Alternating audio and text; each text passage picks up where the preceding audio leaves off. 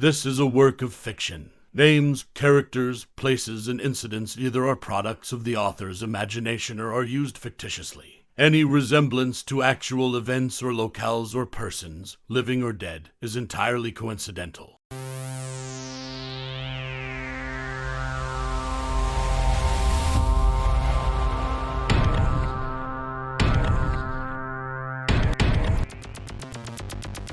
Good evening, ladies and gentlemen, and welcome to Storytime with Uncle Slim. I am your host, Uncle Slim.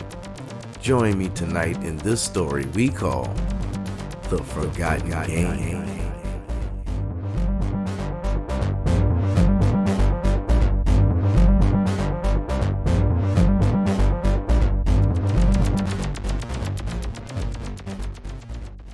A man, Ethan, finds an old board game in his grandmother's attic. Initially intrigued, he invites his friends to play, but the game starts causing strange occurrences that seem to manifest real-life events. As the game progresses, they realize the dangerous consequences of each move and struggle to escape its grip. Ethan, Lily, and James are in the attic of Ethan's grandmother's house, going through old belongings. They stumble upon an old dusty box that contains an eerie-looking board game titled The Fate of Souls. Hey, Lily. What is this? This looks like something straight out of a horror movie. It's a board game. And wow, this looks ancient. We have to play it. You sure that's a good idea? It's probably a relic from the 70s or something. I'm not sure I'm into playing with this. Come on, James. It's just a game. What could possibly go wrong? Afraid it might spook you, James? I just think it's a waste of time. But whatever. I'll play if you two really want to. They set up the game in the living room and begin playing. The game is similar to Monopoly, but with strange and cryptic events happening as they progress. Each time they land on a square, something in the real world starts to change based on the game's instructions. All right, it says here, you land on the haunted square and someone must reveal a dark secret. What? That's kind of intense. Well, I'll go first. I once kissed someone who wasn't my boyfriend. It was a mistake, okay? Wow, Lily. Why am I not surprised? You shut up. All right, my turn. This one says, the storm is coming. Take one step back. Storm, it's clear outside. You can't be serious. That's weird. It's actually getting darker. Suddenly, the room lights flicker, and a low rumble of thunder can be heard outside.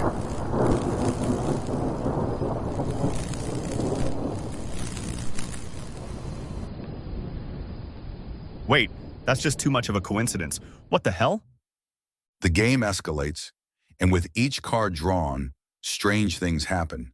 A light bulb bursts, objects start moving on their own, and eerie sounds echo throughout the house.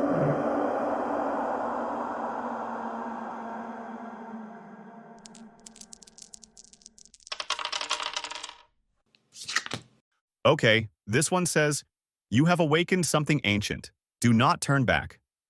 What is this? Some kind of warning? I don't think we should be playing with this anymore. I think we need to stop. This is getting really creepy, guys. No way, we're almost done. There's no going back now. Suddenly, the door slams shut. The air grows colder, and an unsettling voice echoes from the game board, laughing softly. You thought you could escape? The game has only just begun. No, that's it. I'm done. I'm out of here. Wait, you can't just leave. This is real. As the game nears its end, they realize that one final move will seal their fate. They must choose to either end the game and leave the consequences to fate, or sacrifice something precious to reset the board. All right, here we go. It says, the final choice, sacrifice something you value most or live with the consequences forever. That's insane. This game is controlling us, Ethan. We have to stop. I can't believe this is happening. We're trapped. I don't know if I can, but we don't have any choice. If we don't give up something, this thing won't stop. I'll give up my memories of the game. Maybe that'll end it. Number, that's too much, Lily. Let me... Suddenly, the game board flickers, and all the strange events begin to reverse. The room goes silent, and everything is normal again. Ethan's grandmother suddenly comes in the room. I told you, child, never touch that game. It was never meant to be played again. Your life will remain in an endless loop until the game consumes you whole. So stay away from it, Ethan. After everything settles down, the characters think they've escaped the game's curse. However, as Ethan picks up the box to put it away, he notices something disturbing. The game's instructions have changed, and it now has their names written on it, as if they're meant to play again.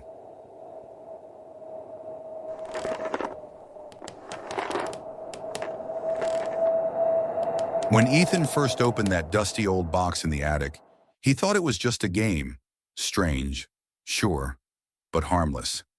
He didn't know the game had been waiting for him.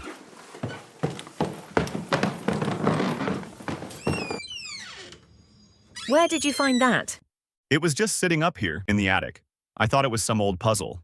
But now, something's wrong. I can feel it. I know, because I played it too. What? When? I was your age. My brother disappeared first.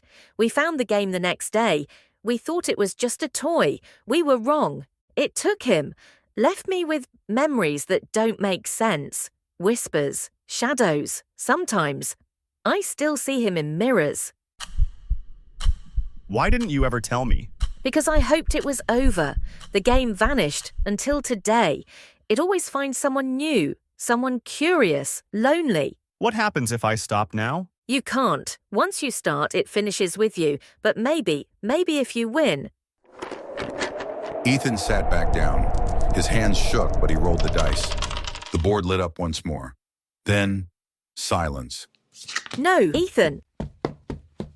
Every piece returned to its place. The attic grew cold, still. She picked up the final card Ethan had drawn. Ethan. It's your turn.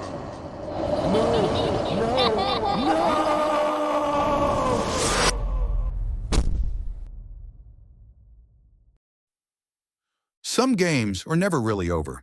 They just wait for the next player.